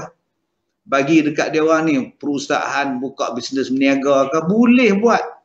Ini nama dia berkongsi rezeki. Ada orang yang berkongsi rezeki untuk dia dengan keluarga dia saja, tapi dia tak kongsi pada orang-orang macam ni. Kalau boleh, buka. Ustaz Jafri dia buka sekolah dia. Dia buka sekolah tu, dia kongsi pada semua orang. Orang susah datang, anak yatim datang, budak tahfiz datang, orang tua-tua datang. Kemudian berkongsi pula, ada orang yang kerja di situ, tukang kebun dapat kerja, orang menega dapat, orang sekeliling dapat. Itu nama berkongsi. Kita buka peluang. Kita buka peluang pekerjaan untuk orang lain. Kita buka peluang mencari rezeki untuk orang ramai. Buatlah apa benda pun tuan-tuan. InsyaAllah Allah Ta'ala akan tolong kita. Kita hanya buat perusahaan bahulu saja. Buat elok-elok daripada kita suami isteri buat kuih bahulu. Kita panggil jiran mai tolong kita. Anak jiran pula mai minta kerja sekali. Sekarang kita dah ada kilang bahulu kita. Kita bukakan lagi dengan kedai kek dan sebagainya. Buka peluang. Kalau semua orang membuka peluang rezeki, alhamdulillah tuan-tuan, seronok kita. Allah Ta'ala sebut, laki-laki yang bersedekah, perempuan yang bersedekah, wa aqradullaha qardan hasana. Mereka itu sebenarnya memberi pinjaman kepada Allah dengan pinjaman yang akan dilipat gandakan ke atas mereka. Dan Allah Ta'ala lah yang akan memberikan balasan yang mulia kepada mereka. Apa kita takut tuan-tuan? Kalau kita berkongsi rezeki, memang rezeki kita RM10, bila kita dah kongsi, kita kata tinggal RM4 Ustaz, bagi dia sikit, bagi dia sikit. Tak apa. Kamu bagi pinjam pada Allah. Kata Allah, aku yang akan gandakan rezeki kamu nanti. Jadi kalau Allah kata dia yang akan menggandakan rezeki kita, apa yang kita takut? Bila kita nak berkongsi, tambah-tambah dengan anak yatim, tambah-tambah dengan fakir miskin, tambah-tambah dengan kaum kerabat kita sendiri, adik-beradik kita sendiri. Jom tuan-tuan, kita kongsi rezeki, kita kongsi kebahagiaan, Allah akan tambahkan kenikmatan pada kita. Wallahu a'lam. Alhamdulillah. Jadi tuan-tuan sekalian, maknanya kalau dalam bab sedekah ni, dua cara. Dua-dua ada kebaikan. Iaitu cara berdepan, terang-terangan kita bagi, ataupun secara tersembunyi. Maka itu lebih baiklah. Jadi kedua-duanya ada kebaikannya tersendiri. Itu tuan-tuan sekalian, dalam sebuah hadis hadis lemah, tapi dalam Fadlul Amal, bagi memotivasikan kita bersedekah, dinyatakan bahawa sembuhkanlah orang-orang yang sakit di antara kamu dengan bersedekah dan bentengilah hartamu dengan mengeluarkan zakat. Kerana sesungguhnya hal itu akan mencegah pelbagai keburukan dan penyakit. Dan salah satunya adalah kecemasan. Kalau kita tengok kegelisahan, perasaan kacau bilau, tak selesa, serta kekosongan jiwa. Penyakit-penyakit ni semua baik yang lahiriah maupun batiniah dapat disembuhkan insya-Allah dengan mengeluarkan sedekah. Jadi Ustaz Jafri kan, bagaimana Ustaz melihat menginfakkan harta yang tentunya secara perkiraan normal manusia biasa, bila kita keluarkan harta kita makin kurang secara perkiraannya lah. Tetapi sebaliknya hati manusia menjadi bertambah tenang. Bagaimana boleh kita huraikan kepada mereka masih berkira-kira untuk menginfakkan harta mereka di dalam perkara ini? Silakan. Bismillah, alhamdulillah, wassalatu wassalamu ala rasulillah wa ala alihi wa sahbihi man tawalla. Ustaz Syamsul, Datuk Kazim, Assalamualaikum dan semua para penonton yang dirahmati oleh Allah sekalian. Salli ala Sayyidina Muhammad. Kita boleh bezakan di antara iman dan apa yang kita nampak dengan pandangan mata kita. Kita boleh masuk duit, kalau kita ada RM10 dalam poket, ada tabung lalu depan kita, kita masukkan duit kita dalam tabung tu, RM10 tu, bagi kita, pada pandangan mata kita dah tak ada apa dah. Dah tinggal RM0 tak ada. Tapi Allah sebut dalam Quran, Allah ganda. Allah sebut dalam Quran, Allah 700 kali ganda, mathalul ladzina yunfiquna amwalahum fi sabilillah, ila akhir ayat. Surah Al-Baqarah, Allah cerita Allah gandakan dengan 700 kali ganda. Di sisi Allah, RM10 yang kita masuk tu Allah ganda dengan 700 kali ganda. Di sisi Allah, Allah akan gandakan dengan yang lebih baik. Satu hari Nabi SAW cerita kat para sahabat tentang umat Nabi Muhammad SAW yang akan masuk syurga tanpa hisab. Nabi cerita, aku melihat ada Nabi yang hanya seorang pengikut dia, ada Nabi yang 10 orang pengikut dia, ada Nabi yang tak ada pengikut dia. Aku tengok umat Nabi Musa ramai, umat Nabi aku yang ujung sana umat Nabi aku ramai.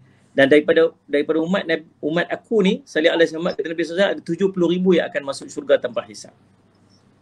Lalu bila Nabi SAW kata lagu tu, ada seorang angkat tangan. Ya Rasulullah, doakan saya untuk masuk syurga. Sallallahu alaihi wasallam, doakan saya termasuk dalam kelompok tu. Lalu Nabi SAW kata, Ukasyah, kamu termasuk dalam kelompok tersebut. Lalu seorang sahabat yang lain angkat tangan, Rasulullah, tolong doakan saya untuk masuk, untuk jadi dalam kelompok tersebut. Kata Nabi SAW, Ukasyah telah mendahului kamu. Apa beza di antara sahabat pertama tadi yang minta pada Nabi SAW dengan sahabat kedua? Sahabat pertama bagi tahu, kata bila dia minta itu dia termasuk dalam kelompok tu. Sahabat kedua minta, Nabi kata dia ni telah mendahului kamu. Maksud dia tak dapat doa macam mana yang dapat oleh orang pertama tadi. Sebab apa?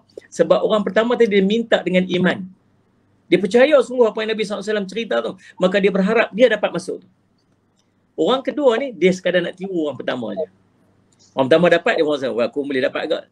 Jadi, bukan sebab dia bersungguhnya dengan apa yang Nabi SAW cerita. Tapi orang depan tu dapat, dia rasa dia pun boleh dapat sama. Sama juga dengan kisah-kisah yang kita dengar tentang orang-orang yang mendapat kehebatan dengan sedekah. Ada sahabat saya, waktu saya nak buka mula-mula madrasah dulu, Salih Alaihi Muhammad, kita yang buka madrasah ni boleh tahu macam mana susah buka madrasah dulu. Saya ingat Datuk Kazim dulu ni, Allah, saya macam-macam cabaran waktu buka-buka dulu ni. Saya Muhammad, Allah, duk follow dulu ni. Subhanallah, yang nak tarik balik lah, yang apa isu apa tu isu kabel, isu macam-macam. Salih sebab tu tak cerita lagi, hantar macam-macam main lah tu. Aduh, subhanallah simat. Daripada dulu berisi elok, lepas tu sampai habis isi. Subhanallah. Ya Allah, ujian. Jadi Salih Samad Allahumma salli Samad, ada waktu mula-mula nak buka madrasah dulu, nak beli Quran. Nak Quran 30 biji, 30 buah je nak beli Quran dulu ni. Tak ada duit. Pergi jumpa lah dengan seorang tu, dia kata, Ustaz, nak beli Quran banyak mana? Beli 30, nak beli 30 buah je Quran. Berapa nak pakai? Nak pakai dalam 300 kot. Saya kira kalau tuan bagi 300 tu, saya bolehlah ikhtiar untuk beli. Dia kata, Ustaz, saya bagi 5,000 lah. Itu dia cek 5,000 kat saya. Saya pun silap. Saya kata, kalau saya tahu saya minta 1,000, dapat banyak lagi kan. Minta 300, dapat 5,000. Tapi subhanallah, nak cerita hebat sedekah ni, selepas 2 minggu kot dia jumpa saya dekat Shah Alam. Dia kata, Ustaz, tahu tak apa jadi? Saya bagi kat Ustaz 5,000. Allah bagi kat saya 13 juta. Dia kata, projek saya yang dah reject dah file tu dah masuk, dah dibincangkan, dah rejected, file dah diikat dah, simpan dah. Dia pun boleh buat keluar balik file tu. Dia kata dia pun boleh panggil balik mesyuarat, buka balik yang tender yang saya masuk 10 juta, dia up lagi jadi 13 juta. 13 juta saya dapat daripada saya sedekah RM5,000 Ustaz. Dia kata subhanallah, saya tak tahu nak buat apa Ustaz. Saya duduk iktikaf dekat masjid je Ustaz, nak tunjuk syukur. Dia kata tu hebat sedekah. Kita duduk dengar ada orang duduk sedekah dia dapat macam tu. Tapi subhanallah, ada orang yang dia bersedekah, bersungguh dia bersedekah sebab dia nak tiru orang-orang yang dapat manfaat daripada sedekah. Ada orang yang dia sedekah sungguh. Siapa yang hebat yang sedekah? Sebab Allah janji macam ni, sebab Allah janji macam ni. Dia kira apa yang Allah janji. Tapi ada orang yang sedekah, dia sedekah sebab hang tahu tak dia tu dapat apa dengan dia sedekah. Hang tengok dok orang tu kaya dengan sedekah. Hang tengok dia ni, dia nak tiru orang sedekah. Dia dapat manfaat daripada sedekah? Ya, dia dapat mudah-mudahan. Tapi tak sama levelnya orang sedekah dengan iman dan orang yang sedekah sebab dia nak tiru orang lain yang mendapat manfaat daripada sedekah. Itu nilaian iman. Tuan-tuan, sallallahu alaihi wasallam, dalam kitab Qasasul Anbiya, Ibnu Kathir rahimahullah ta'ala, cerita tentang Nabi Ayub alaihi salam. Nabi Ayub alaihi salam ni subhanallah, ada waktu dan ketikanya dia jenis seorang yang sangat kaya, harta dia melimpah ruah. Nabi Ayub alaihi salam, dia ada ternakan-ternakan yang banyak. Ni kita nak ambil pengajaran daripada kisah Nabi Ayub AS yang diceritakan oleh Imam Ibn Kathir. Walaupun ulama duduk khilaf tentang cerita ni, kedudukan cerita ni, tak apalah, kita mengambil manfaat saja. Sallallahu alaihi wasallam yang menyampaikan kepada kita pun Imam Ibn Kathir rahimahullah, salah seorang daripada ulama-ulama mufassir. Maka kita mengambil manfaat. Maka sallallahu alaihi wasallam, ternakan-ternakan dia banyak, hamba-hamba sahaya dia, tanah-tanahnya dekat dalam riwayat sebut dekat satu tempat nama Thaniyah daripada daerah Huran. Dekat mana Allah saya tak tahu. Dan dia punya banyak anak, dia isteri sebagainya. Kemudian Nabi Ayub AS diuji. Sallallahu alaihi wasallam diuji sehingga diceritakan dalam riwayat seluruh daripada anggota-anggotanya Sallallahu alaihi Muhammad sakit yang elok dua aja, lisan dan hatinya yang digunakan untuk zikrullah, ingat zikir pada Allah. Wahab berkata dia mengalami sakit itu selama 3 tahun. Anas pula berkata 7 tahun lebih. Humaid berkata 18 tahun. Sallallahu alaihi wasallam As-Sudi berkata, ulama mufassir, dia sebut daging-dagingnya berjatuhan sehingga yang tinggal hanya urat dan tulang belulang saja. Bila dia nak tidur, isteri dia akan taburkan abu supaya dia dapat tidur dengan selesa. Subhanallah. Berapa lama, tuan-tuan? Dalam riwayat tu Humaid sebut 18 tahun. Wahab kata 3 tahun, 7 tahun. Maksud tempoh yang panjang dengan kesakitan yang macam tu. Lalu subhanallah, isteri dia pun cadang kepada isteri dia, kata apa? Mintalah pada Allah. Allah akan bagi kemudahan untuk kamu. Mintalah pada Allah. Sallallahu alaihi Muhammad. Bukan minta pada orang lain, bukan nak pergi cerita, nak minta. Nabi isteri dia pun isteri yang baik. Sallallahu alaihi Muhammad. Kita minta sebab apa? Sebab dalam tempoh dia duduk sallallahu alaihi Muhammad sakit, dia tak boleh nak kerja, dia tak boleh nak pergi cari rezeki, tak boleh. Duit dia, yang harta dia tu sedikit demi sikit digunakan untuk urusan kehidupan dia sampai dah tak ada apa-apa dah. Sampai habis. Dan isteri dia terpaksa untuk keluar untuk pergi cari. Allahumma salli ala Muhammad, pergi cari rezeki untuk keluarga dia makan. Sallallahu alaihi wasallam. Sampai ke tahap subhanallah, sallallahu alaihi wasallam bila dia duduk keluar untuk cari rezeki, cari makan, kerja sana kerja sini, sampai ke tahap orang dah tahu kata dia isteri kepada Nabi Ayub alaihissalam dan orang dah tak mau ambil dia kerja sebab takut penyakit Nabi Ayub alaihissalam tu berjangkit pada dia. Jadi diceritakan berriwayat demikian. Maka subhanallah, dia tak tahu nak buat apa dah sallallahu alaihi wasallam, dan dia sudah habis dah sallallahu alaihi wasallam harta dia untuk dia gunakan untuk membiayai kehidupan Nabi Ayub dan keluarganya. Tuan-tuan, sehingga sampai ke satu tahap apa dia buat? Isteri dia jual satu tocang. Tocang ni. Jual tocang ni. Dan subhanallah digunakan hasil daripada jualan tocang tu, sallallahu alaihi wasallam digunakan untuk membeli makanan. Nabi Ayub alaihissalam tanya, daripada mana kamu dapat ni? Daripada mana kamu dapat ni? Dia kata subhanallah sallallahu alaihi Muhammad, aku kerja, dia kata. Aku kerja. Dia tak beritahu. Kemudian dia keluar lagi untuk cari kerja sebagainya. Mula dia bekerja. Kemudian orang tahu kata dia isteri Nabi Ayub, orang tak bagi dia kerja pula. Kemudian dia jual lagi sebelah tocang ni. Subhanallah. Dan dia bawa balik makanan untuk Nabi Ayub alaihissalam. Nabi Ayub tanya lagi sekali, mana kamu dapat duit ni? Dia kata subhanallah, aku kerja. Cakap betul-betul, daripada mana kamu dapat ni? Lalu dia buka penutup kepala dia dan dia tengok rambut isterinya dah botak. Waktu itulah isteri dia kata, kamu mintalah pada Allah. Kamu minta pada Allah agar Allah meringankan beban kamu. Apa yang Nabi Ayub cakap? Nabi Ayub kata, aku malu pada Allah. Allah bagi aku sihat 70 tahun. 70 tahun Allah bagi aku sihat. Aku duduk dalam kehebatan, duduk dalam ketenangan rezeki yang melimpah ruah 70 tahun. Allah aku bagi sikit saja ujian dekat aku. Aku malu nak minta pada Allah. Tuan-tuan subhanallah. Ni Nabi Ayub ajak dekat kita. Sallallahu alaihi wasallam, Allah ajak dekat kita.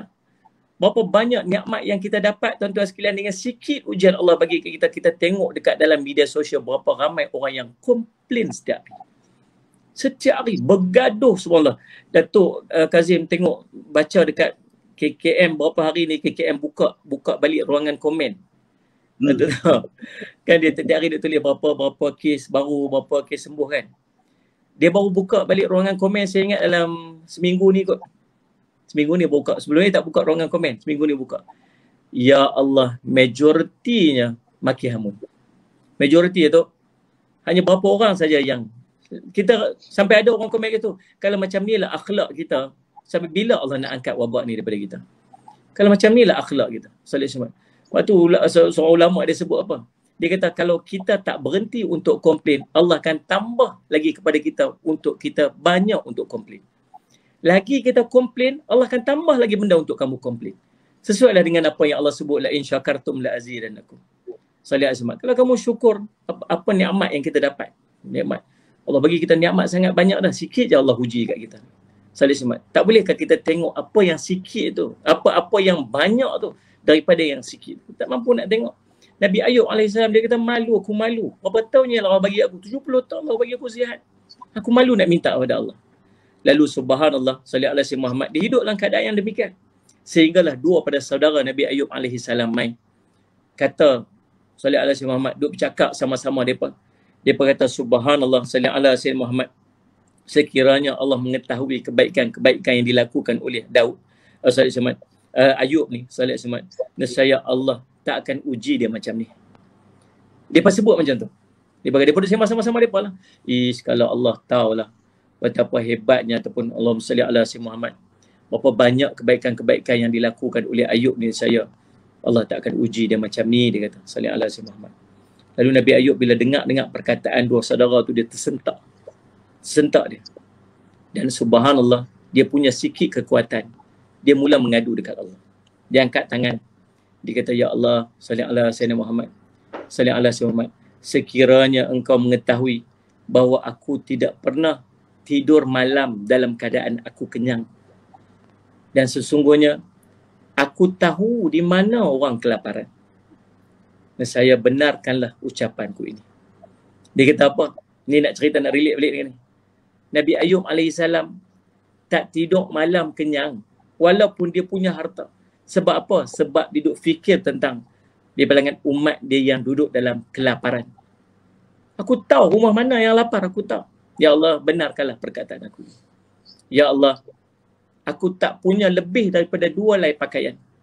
Dan aku tahu, ya Allah, dekat mana sallallahu alaihi wasallam Muhammad orang-orang yang bertelanjang tak ada pakaian. Maka benarkanlah perkataan aku ini, ya Allah. Benarkanlah ucapan aku ini. Maka subhanallah, tiba-tiba terdengar satu suara daripada langit yang membenarkan perbuatan apa yang dilakukan oleh Nabi Ayub alaihissalam, yang suka menolong orang, yang suka bersedekah, suka bagi makan orang, suka bagi pakaian kat orang. Lalu subhanallah, Nabi Ayub pun menyambung, Nabi Ayub pun berdoa.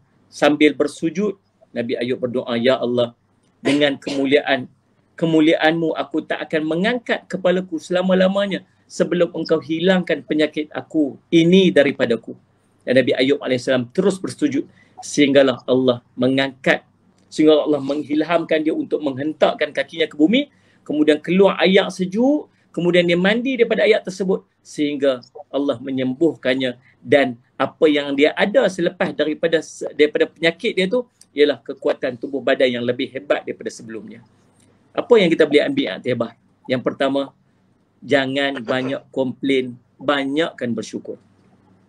Sallallahu alaihi wasallam. Terlalu banyak nikmat yang Allah bagi dekat kita, nak bandingkan dengan sedikit daripada ujian yang Allah berikan kepada kita. Yang kedua, sallallahu alaihi wasallam, Allah takkan lupa kepada orang yang menolong orang susah, yang ingat tentang orang susah, orang yang banyak bersedekah. Allah takkan lupa. Kalau Allah bagi sedikit ujian dekat kita, insya-Allah dengan kebaikan-kebaikan yang kita lakukan itu, Allah akan memberikan kebaikan-kebaikan yang lebih baik.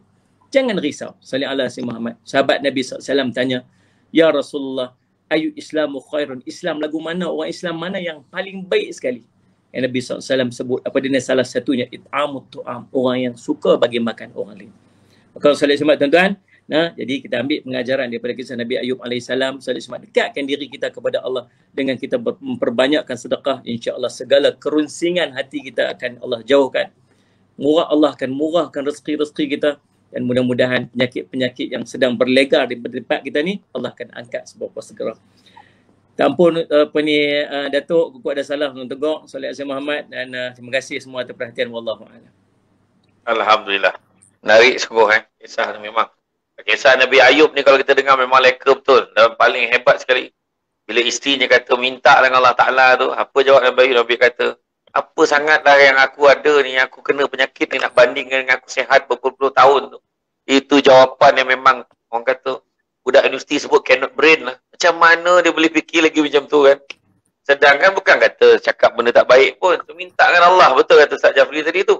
Begitu fikir-fikir balik itulah dia tuan-tuan sekalian. Jadi kalau dibandingkan dengan apa yang kita hadapi hari ini, sebenarnya Nabi Ayub, keseksaan yang dialaminya tu, kesusahan dia, azab dia menderita tu sebenarnya lebih dahsyat lagi dah, tapi dia tak pernah mengut. Jadi jangan komplain, tetapi bersyukur. Tuan-tuan dan puan-puan dan rahmati Allah sekalian, kita berehat seketika sebelum kita pergi kepada pusingan yang terakhir.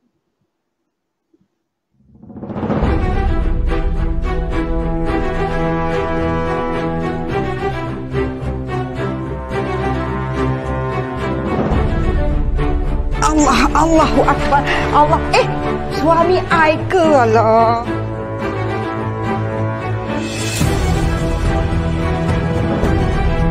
Ya, ya betul. Ada apa yang boleh saya bantu?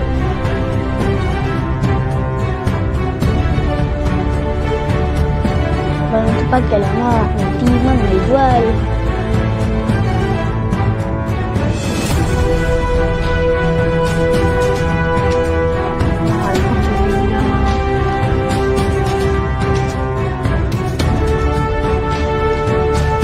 Aku cakap,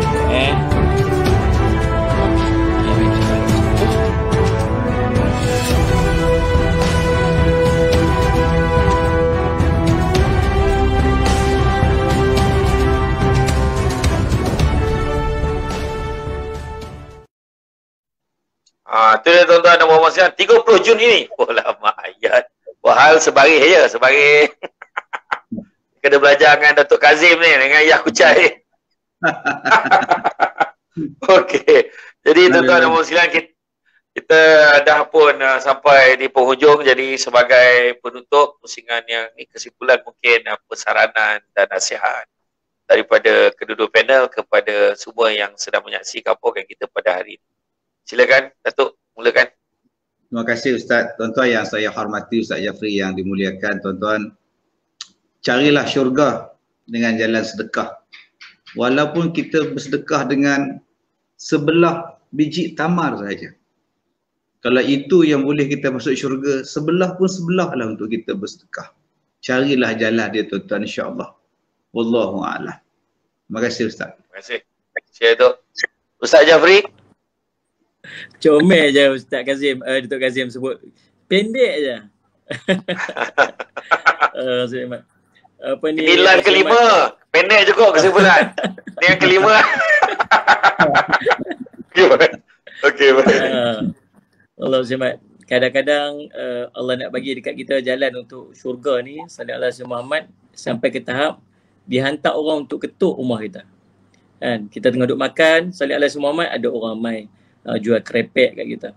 Orang mai kutip, kita duduk makan kat kedai, ada orang mai bawa ni, tolonglah ni nak buka madrasah lah apa semua. Kita siap interview dia lagi. Ni sekolah mana ni? Betul ke hafal Quran ni? Hafal saat ni surah Ali Imran ayat 120. Lalu orang tak erti lah tu. Lepas tu dia kata kita tak apalah, pakcik tolong baca sikit, saya sambung. Kita pun juga nak. Tapi tapi kita tak nampak yang kadang-kadang benda-benda tu Allah tak pilih orang lain, Allah pilih kita. Kucing mai tak tangan kat kita, dia tak tangan dia kat paha kita, dia buat muka kucing macam tu. Dia minta makan kita, dia tak pergi kat orang lain, dia pergi kat kita. Dan kita semayang ada tek cicak kat depan kita tu, dia tek cicak tu tak pergi kat orang lain, pergi kita. Banyak jalan-jalan kebaikan yang Allah pilih kita. Tapi kita tak ambil peluang tu untuk kita manfaatkan sebaik.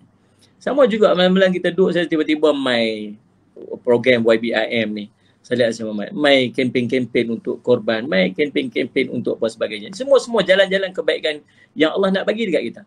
Bila sahabat tanya, ya Rasulullah sallallahu alaihi Muhammad, sallallahu alaihi akhbirnu bi'amali yadkhulul jannah wa yub'iduni 'anil nar. Wa Rasulullah, tunjukkan kepada aku jalan, amalan yang boleh mendekatkan aku pada syurga dan menjauhkan aku pada neraka. Maka kata Nabi SAW, laqad sa'alta al-azim, benda yang kamu tanya ni besar sangat, wahai Muaz bin Jabal. Yang tanya tu Muaz bin Jabal. Tapi Nabi SAW sambung, Nabi kata apa? Namun Allah akan permudahkan kepada siapa yang Allah nak permudahkan untuknya. Maka selagi kita duk berjumpa dengan jalan-jalan untuk kita buat kebaikan, syukur pada Allah. Selagi kita duk jumpa, orang duk main hantar kita mesej lah, selagi orang duk bagi kita poster kuliah lah, selagi orang duk hantar kat kita orang ni minta sedekah lah, orang ni duk buat korban lah, apa semua sebagainya. Selagi kita duk dapat jalan-jalan tu, syukur pada Allah sebab Allah masih duk dorong jalan kebaikan kita. Jangan sampai satu tahap ni yang duk ajak kita semua benda-benda maksiat. Jangan sampai macam tu. Itu menunjukkan bahawa Allah mula memberatkan kita kepada jalan-jalan kebaikan. Maka salat Jumaat, dan bila Allah tunjuk saja lorong-lorong ni, rebut dia. Tak banyak sikit pun tak apa. Ada orang minta sedekah tak boleh bagi RM10, bagilah RM1. Asalkan kita jangan lepaskan peluang-peluang kebaikan. Dan mungkin yang RM1 tu kadang-kadang lebih ikhlas daripada selain-selain. Ini insya-Allah saya sama juga dengan program yang dianjurkan oleh Yayasan Budi Ihsan ni, kita sambut elok-elok. Sambut dia elok. Nah, sedekah, program-program sumbangan, kita bagi sumbangan. Korban, kita libatkan diri kita dalam program korban ni, jangan kita lepaskan. Kalau tak dapat banyak-banyak, dapat satu family, satu bahagian pun dah memadai untuk kita, mudah-mudahan. Ucap terima kasih pada Datuk yang banyak berkongsi ilmu yang saya boleh manfaatkan pada malam ni. Terima kasih Abang Syamsul. Seronok pula malam ni sebab line elok, syok dia. Itu dia. Dia semangat lah. Kalau tidak hilang. Keluar masuk hilang. Aduh. Dah. Malu kat Datuk. InsyaAllah. Tak apa. Apa ni, Alhamdulillah. apa ni Datuk, ambil buku saya. Dan insyaAllah apa ni, nanti ada peluang nanti nak singgah jumpa Datuk saya dengan Abang dengan apa ni Ustaz Syamsul. Ni buku saya yang baru ni, Mukjizat Nabi SAW ni. Nak minta tolong buat review. Pada cerita dan hadiah insyaAllah. Nanti kita jumpa lah. InsyaAllah boleh. Ni daripada Melaka balik, jangan tak singgah. Boleh insyaAllah. Boleh. Nanti kita minta. Terima kasih Datuk. Terima kasih semua insyaAllah. Allah SWT. InsyaAllah. Jadi tuan-tuan, untuk makluman semua, yalah, ini dia orang pun tak tahu ni. Saya harap dia orang tak tengok lah. Yang pertamanya, yang dah antaranya Zizan, Johan, dia dah confirm ambil seekor seorang. Begitu juga Azlin ambil satu bahagian. Rita Rudaini ambil seekor. Dan baru malam tadi Wani Hasrita ambil seekor dengan YBIM. Begitu juga Amira Osman ambil satu bahagian. Adwa Adel, suami isteri, insyaAllah dia tengah kumpul kali keluarga dia untuk masuk dengan YBIM. Jadi pada siapa yang nak menyertai, masih lagi peluang terbuka, boleh layari www.kembarakorban.my atau hubungi talian yang tertera. Baiklah, sebelum saya tutup, jom kita tengok soalan kuis pada malam ini. Jom kita tengok soalan yang pertama. Siapa yang cepat jawab? Datuk Ustaz Muhammad Kazim ada sebutkan 3 bentuk yang juga dikatakan sedekah selain daripada bantuan keuangan. Apakah dia? Tu dia. Apakah dia? 3 bentuk. Tengok siapa jawab dulu, tengok. Tolong tengok dekat dalam Facebook tu. Siapa jawab dulu? Cepat jawab. Senang aja soalannya. Siapa yang dengar? Hari ni tak ada tanya dia nama penuh Datuk Kazim ke, tak ada. Hari ni soalan ni berdasarkan ceramah tadi. Cepat. 3. Bagi contoh, cepat. Tengok siapa jawab dulu, tengok.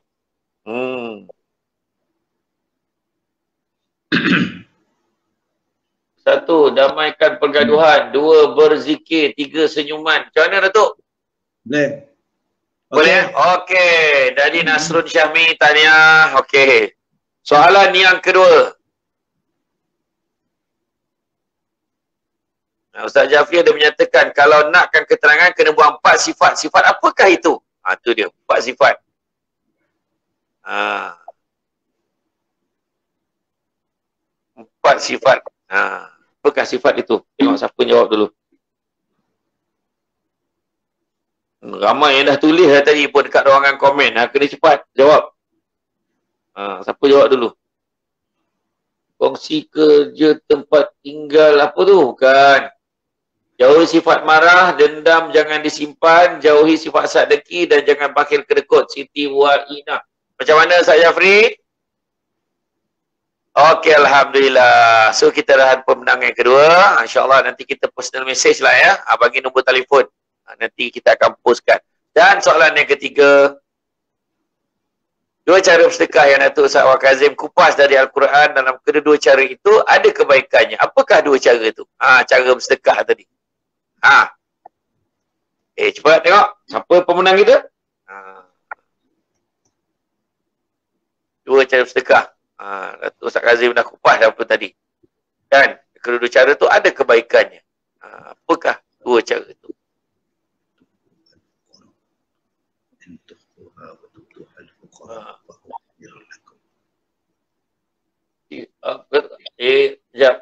Terang-terangan dan sembunyi. Okey. Betul Ustaz Betul. Itu Nasrul Syahmi tadi dah menang tadi. Dah menang Nasrul Syahmi. Bagi orang lain pula. Maknanya saya pun tak cakap lagi betul ke tak betul kan. Okey.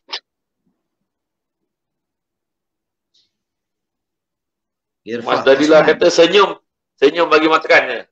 Irfa Osman sembunyi dan terang-terangan. Alhamdulillah. Boleh ke Datuk? Boleh. Alhamdulillah. Jadi Irfa Osman tahniah sebagai pemenang pada malam ini, tuan-tuan sekalian. Jadi buat semua yang mengikuti program pada malam ini, kita siapa rasa resah gelisah, tak tahu apa sebabnya, rasa tak enak, rasa tak selesa, kan? Dan sekarang kita dah tahu salah satu cara boleh menghilangkan kegelisahan adalah dengan bersedekah. Oleh sebab itu, ketika dilanda kegelisahan yang mencekam hati, segeralah mengeluarkan sedekah yang sepadan banyak dengan jumlah yang kita miliki, insya-Allah rasa resah dan gelisah tersebut akan tersingkir mudah-mudahan.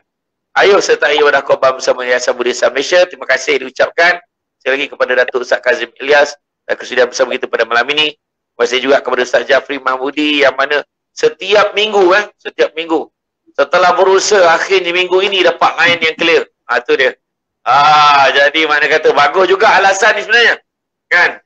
Ini bagus juga alasan ni sebenarnya kan untuk Ustaz Jafri. InsyaAllah tuan-tuan dan puan-puan sekalian. Kalau terima kasih banyak kepada semua. Kalau ditanya saya beritahu. Saya live, kalau ditanya saya beritahu. Saya live dengan Datuk Kazim tau. Tak percaya telefon tanya. Saya lupa bagi lepas. Alhamdulillah. Jadi itu dia. Terima kasih banyak kepada semua yang mengikuti program kita pada malam ni. Terima kasih kepada Yayasan Budi Ihsan Malaysia. InsyaAllah tuan-tuan sekalian kita jumpa lagi di lain kesempatan yang baik datang dari Allah SWT. Kurang itu menjadi kelemahan kami sebagai manusia biasa. Assalamualaikum warahmatullahi wabarakatuh. Terima kasih. Tuan-tuan dan puan-puan, ya Habibi, ya Maulana, ya Syidi, ya Keset, ya Piring Hitam. Marilah anda semua membuat ibadah korban bersama kami, iaitu Korbananism. Hanya RM129 saja satu bahagian. Memang cukup murah tuan-tuan dan puan-puan. Dan ibadah korban anda ini akan dihantar ke negara-negara yang susah. Negara-negara yang senang, kita tak hantar. Sebab dia orang dah senang. Negara yang susah seperti di Turkistan, Uzbekistan, Kyrgyzstan dan Azerbaijan. Ya?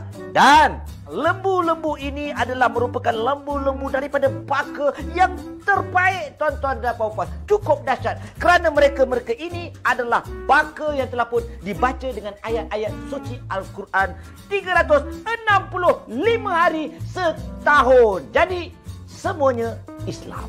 Dan istimewanya lagi, jika anda membuat ibadah korban bersama kami, anda juga berpeluang memenangi hadiah sebuah Ferrari untuk dibawa pulang. Ya, mari buat ibadah korban bersama kami. Korbananism. Bel, apa ni? Promosi korban lain macam ni sendiri-sendiri punya korban ke, berdaftar ke apa benda ni? Ustaz Kazim Hazim, ni macam mana boleh tiba-tiba muncul ni? Ni pakai apa ni online ni? 5G ke 6G ni? Apa salah? Saya ni hanya ejen aja. Saya buat benda-benda ni semua dapat komisen. Ustaz apa hal? Jangan macam itu. Ini sampai dapat Ferrari. Lembu pula dibacakan Al-Quran sampai 365 hari. Jangan main-main. Komisen, Bel. Tapi kita kena cari pendapatan yang halal. Jangan ambil pendapatan yang syubhah, yang haram. Kena promosi betul-betul. Sebab itu kalau Bel nak korban ke apa benda ke, saya cadangkan Yayasan Budi Ihsan Malaysia. Yang ni yang bagusnya untuk buat korban. Apa tu? Iyalah tu. Boleh percaya ke? Ustaz? Alah, ustaz-ustaz sekarang pun bukan betul no, bukan boleh percaya sangat. Yayasan Budi Ihsan Malaysia ni dapat ISO. Ingat senang ke nak dapat ISO ni? Dia mesti berdaftar, dia mesti memenuhi kriteria, kemudian akaunnya telus dan betul-betul buat baru boleh dapat ISO. Bukan saja-saja dapat, Bel. Ini Bel kena tengok ni. Hebat betul dengan syarat ISO semua. Harga pula macam mana? Mahal tak Ustaz? Mana ada mahal, satu bahagian RM390 je satu bahagian. Murah sangat tu. Hari ni daftar, hari ni dapat SMS, dapat resit. Maknanya kita dah daftar dengan Yayasan Budi Ihsan Malaysia. Dan mereka akan buat di negara-negara yang miskin, yang susah rakyat dia. Tambah-tambah orang Islam yang susah. Begitu juga mereka buat dalam negara kita. Asnaf yang susah pun akan dapat korban-korban insya-Allah. Wah, kalau macam ni bagus sangatlah. bukan setakat dia diiktiraf, tetapi dia juga telus dan jelas. Kalau macam ni, tuan-tuan dan puan-puan, ya Habibi, ya Maulana, ya Syekh, ya, jangan buat ibadah korban bersama saya. Ya, saya pun bukan puasa sangat. Jadi buat dengan YBIL. Tahu tak apa? Apa lagi tuan-tuan? Jangan tangguh-tangguh. Klik aja button di bawah ni. Selesai masalah. Klik button kat bawah ni. Ayat itu. Nak buat korban? Jom buat dengan Yayasan Budi Ihsan Malaysia. Terbaik dan dipercayai.